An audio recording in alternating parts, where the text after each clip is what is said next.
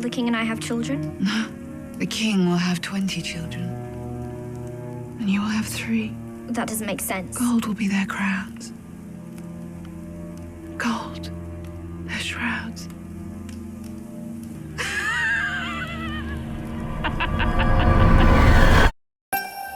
That line has haunted Cersei Lannister her entire life.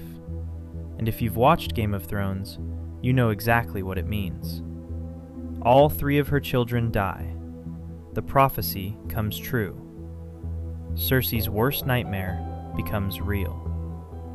But here's what I want you to sit with for a second.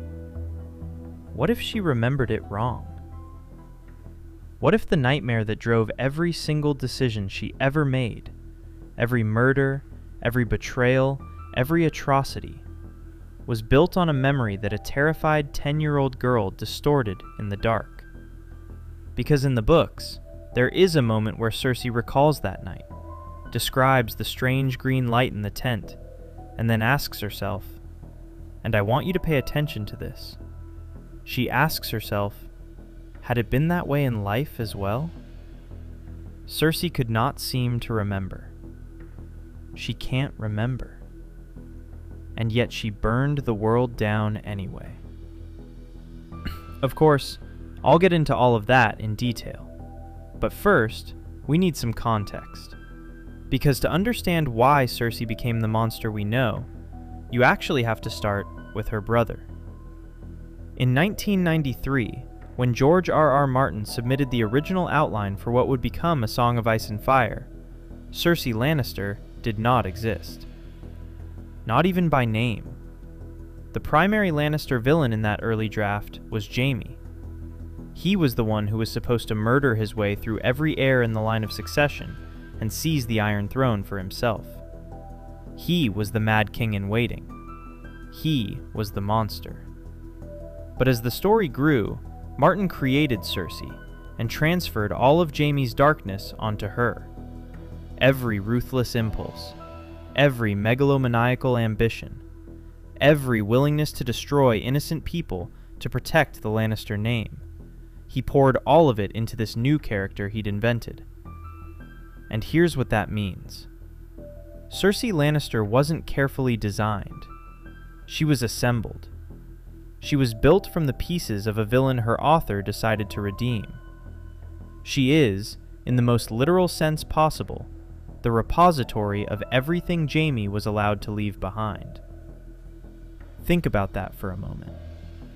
Think about what it means to carry someone else's darkness as your own inheritance.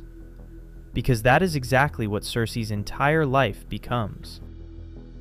And it starts when she's 10 years old. Now, the show gives us a version of this. A girl sneaking out to see a fortune teller. A prophecy delivered in the dark. But the show leaves out the most important part. It leaves out Melara. In the books, Cersei doesn't go to Maggy the Frog alone. She goes with her childhood friend, Maera Heatherspoon. And Melara makes a mistake that seals her fate. She asks the witch if she'll ever marry Jaime Lannister. Maggy looks at this girl and says simply, "Your death is here tonight, little one." That same night, Maera Heatherspoon falls into a well and drowns. And Cersei was standing right there. Now, the text never explicitly says Cersei pushed her, but during Cersei's Walk of Atonement in A Dance with Dragons, when her psychological defenses completely collapse, she hallucinates faces in the crowd. Ned Stark, Tyrion, and a young girl, soaking wet, staring at her with what the text calls Maera Heatherspoon's accusing eyes. You don't hallucinate the accusing eyes of someone who fell into a well by accident. And if you want to know how Cersei justified it to herself, she called Melara a greedy little schemer with ideas above her station, for daring to dream about marrying a Lannister. She was 10 years old, and she'd already decided that anyone who threatened her world could simply be removed from it. This is where the self-fulfilling prophecy begins, not with the prophecy itself, but with her response to it. She didn't wait for fate, she attacked it, and every atrocity she commits for the rest of her life follows exactly the same logic. But here's what I find fascinating, and this is something the show almost completely erases. Cersei didn't just murder her childhood friend to protect a secret. Years later, when she was Queen of the Seven Kingdoms, she did it again, at a much larger scale. Before Joffrey ever sat on the Iron Throne, before he ever gave the order that shocked the audience, Cersei had already ordered the systematic killing of Robert's bastard children. In the books, that command comes from her, not from Joffrey. But the one that tells you everything about who she really is happened at Casterly Rock, her own ancestral home. Robert had fathered twin infants on a serving girl right inside the seat of Lannister power, and Cersei's response was immediate and total. She had both babies killed. Now, the show doesn't give us this. Most people watching don't even know it happened, but the books go further. Much further. Because here's the thing about those twins. Twins are an almost exclusively Lannister genetic trait within the text. House Baratheon has no history of twins whatsoever, which means the serving girl almost certainly carried Lannister blood herself, which means the infants Cersei ordered murdered were very likely her own extended family. She didn't just kill her husband's bastards. She killed her own blood relatives. And then she sold the mother to a slaver. Not killed, sold. Because killing her quickly wasn't enough. Cersei needed that woman to suffer. That distinction, the choice to maximize suffering rather than just eliminate a threat, is exactly what separates her from a Machiavellian operator like Tywin. Tywin's violence was always surgical. Cersei's violence was always personal. Now I've got to pause here for a second, because one of the most devastating things about Cersei's arc is something that almost nobody talks about. The thing she hated most about Robert Baratheon? She became him. Think about what she despised about her husband. He drank too much. He made terrible decisions. He got fat and sloppy and let the kingdom crumble around him while he indulged his appetites. She spent 15 years trapped in a marriage to a man she considered a pathetic, undignified mess.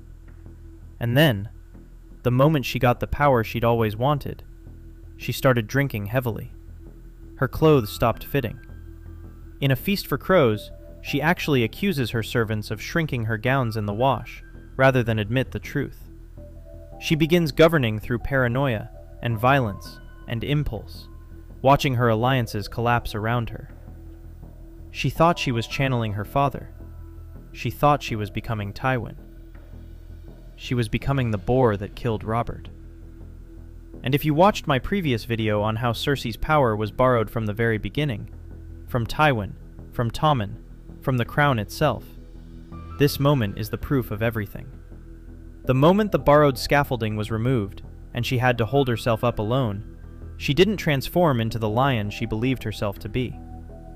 She revealed what was always underneath. But if you really want to understand Cersei Lannister, I mean truly understand her, you need to look at what Jaime sees when she burns the Tower of the Hand. This is a book moment. The show captures something of it, but the text is explicit in a way that is genuinely chilling. When Jaime watches Cersei observe the wildfire burning, he notices her eyes. He notices her expression. The shining eyes, the parted lips, the flush in her face. And he recognizes it. Because he's seen that exact expression before. On King Aerys Targaryen, the Mad King, who was sexually aroused, documented, historically aroused, when he burned men alive. Now here is where the deepest theory in all of Cersei's story lives. And if you look closely at the evidence Martin leaves in the text, it becomes impossible to ignore. King Aerys Targaryen was obsessed with Cersei's mother, Joanna Lannister. Publicly, dangerously obsessed. At Tywin and Joanna's own wedding, Aerys made inappropriate advances. Queen Rhaella eventually had Joanna dismissed from court entirely because of her husband's behavior. And then, in 266 AC, Joanna gives birth to twins, Cersei and Jaime. And from that point forward, the tension between Tywin and Aerys, which was already significant, becomes inexplicable in its intensity. The behavioral evidence is staggering. Cersei shares Aerys' paranoia, his obsession with the Alchemist's Guild, his specific love of Wildfire as an instrument of power. And Joffrey, her firstborn, shared Aerys' particular fondness for removing tongues, a highly specific form of cruelty that appears nowhere else in the Lannister bloodline. If Cersei is Aerys' daughter, and the textual evidence is genuinely overwhelming, then the irony of Tywin Lannister's entire legacy becomes almost unbearable. The golden twins he prized above everything, the children he shaped his entire dynasty around, were the biological children of the man he despised above all others. And Tyrion, the deformed dwarf he rejected and humiliated and tried to erase, would be his only true heir. Jenna Lannister, Tywin's own sister, said it plainly. Tyrion is Tywin's son, not you. She was right, just not in the way anyone understood. And this brings us back to where we started. The prophecy. The tent. The 10-year-old girl who pushed her friend into a well to keep a secret safe. Cersei's entire life, every relationship she destroyed, every innocent person she sacrificed, every calculated atrocity, was driven by her terror of Maggy the Frog's words. The younger queen who would take everything. The Valonqar who would wrap cold hands around her throat. The golden shrouds for her children. She built her entire existence around outrunning that prophecy. But here's the truth, and this is what George R.R. Martin embeds so quietly, so precisely, that most readers walk right past it. In A Feast for Crows, Cersei recalls that night in the tent. She describes the strange, dim green light, a basilisk-shaped brazier. And then she asks herself, had it been that way in life as well? Cersei could not seem to remember. She cannot remember. The green light she sees, the green of Wildfire, the green of the obsession that defines her adult madness, it might not have been there at all. It might be her adult mind bleeding backwards into a childhood memory, contaminating it, reshaping it into something more monstrous than it ever was. And if that's true, if the prophecy was half remembered, half invented, distorted by fear and time and a child's terrified imagination, then every single thing she did to prevent it was the very thing that brought it to pass. She didn't fulfill the prophecy. She wrote it. She built the cage herself, brick by brick, murder by murder, and then lived her entire life inside it and called it fate. That's where the tragedy lives. Not in the Wildfire, not in the Walk of Atonement, not even in the final collapse of the Red Keep around her. It lives in the image of a 10-year-old girl, standing at the edge of a dark well, making the first choice in a lifetime of choices that would never, ever make her feel safe. Because George R.R. Martin once said that the only thing worth writing about is the human heart in conflict with itself. And Cersei Lannister is perhaps the purest expression of that in the entire series. Not a villain born, not a monster made by circumstance, but a woman so terrified of losing everything that she destroyed everything herself, and spent her whole life convinced it was someone else's fault. But here's what I want to know from you. Do you think Cersei was ever truly in control of her own story? Or was she always just reacting? To Maggy's prophecy, to Tywin's shadow, to a world that told her she wasn't allowed to want what she wanted? Let me know what you think in the comments.